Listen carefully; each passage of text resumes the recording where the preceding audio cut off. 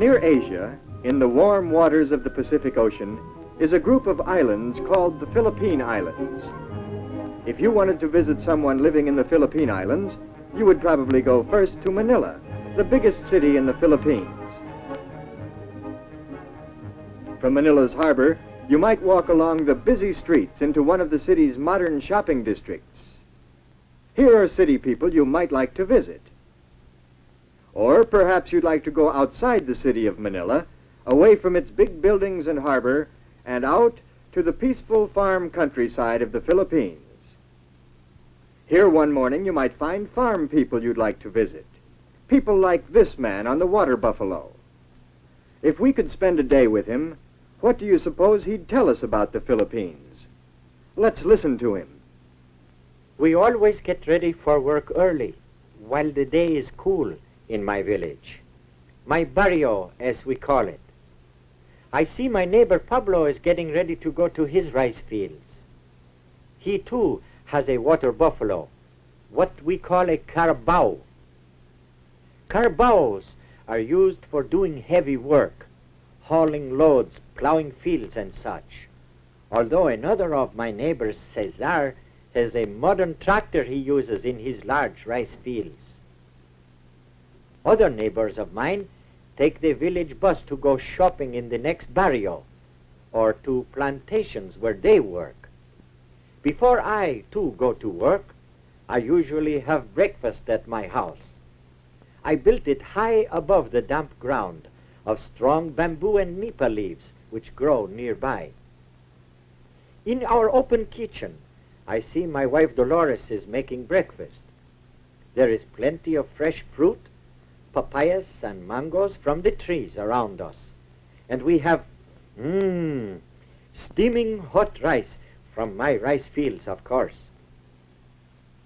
My son Ramon is still asleep inside the house, but not for long.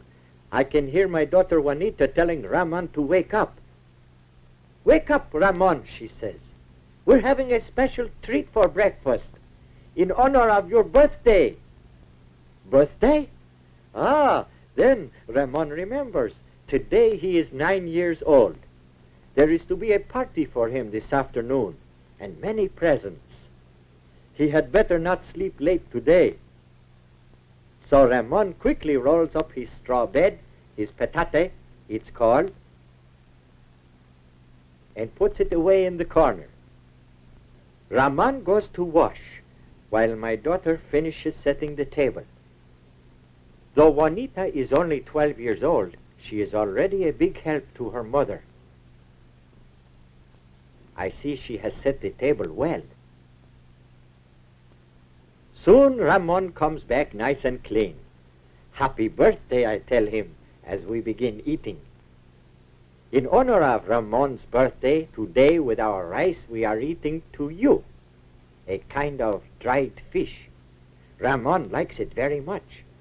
But I think his mind is also on the presents he hopes to get later at his party. After breakfast, it is time for me to go to work in my rice fields. Soon the planting season starts, and I have much plowing to do. In a little while, my children leave too. Ramon and Juanita must also start out early from our house, for the public schools they attend are a long way from home.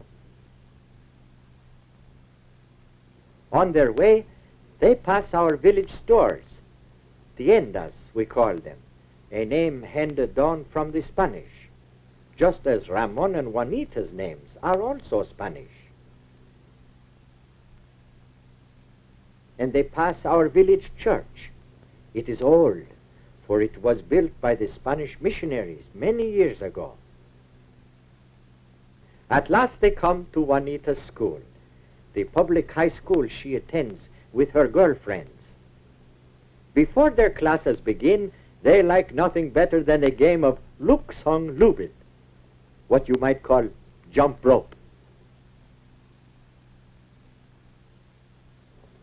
Before his classes start, Ramon likes to play too. At his elementary school, tug of war is a favorite game. Today, Ramon is the leader of his team. Later in class, Ramon is taught many subjects. One of his favorites is geography.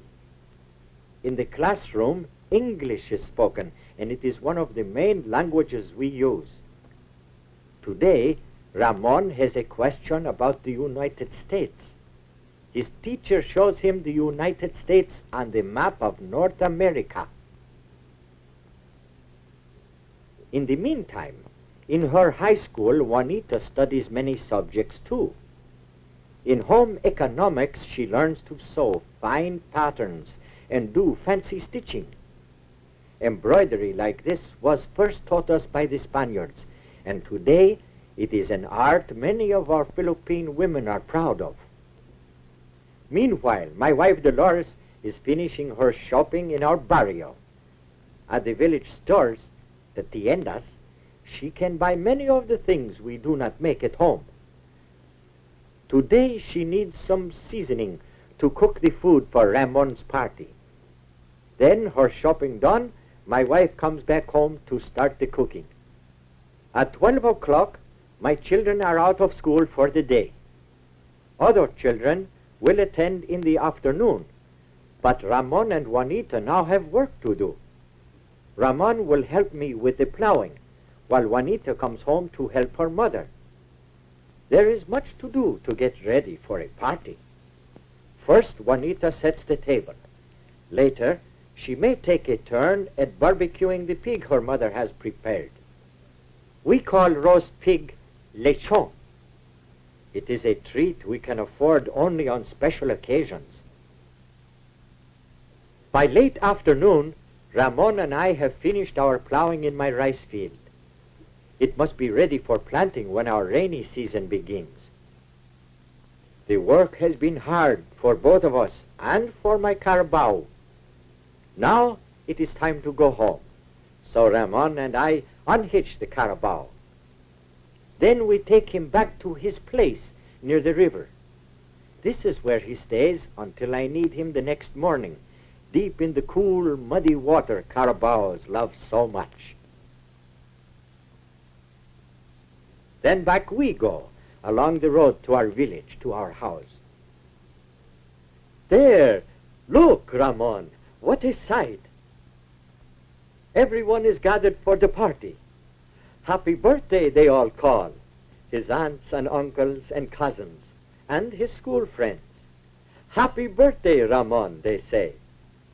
My Ramon is very pleased. What an honor to have so many people celebrate his birthday. Very politely, he kisses his grandmother's hand. She has a present for him, a pair of long pants, she says. Ramon thanks her and greets his grandfather, too. Grandfather also has a present for him. You see?